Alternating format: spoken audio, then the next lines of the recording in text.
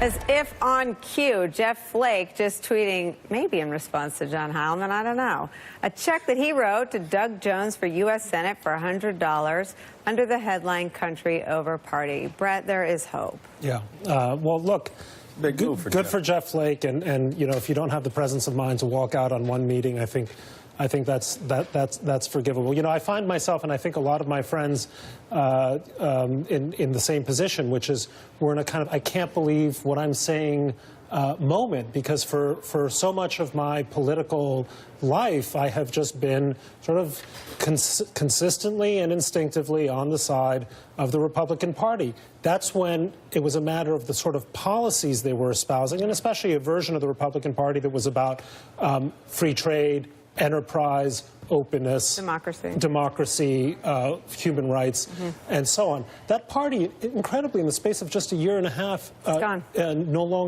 simply no longer exists. And so you have to ask, ultimately, what are your political priorities? Much as I would like to see a tax bill passed or deregulation, one thing or another, all of that pales compared to the moral health of the party. Can I say to my children, you ought to be Republicans because of X?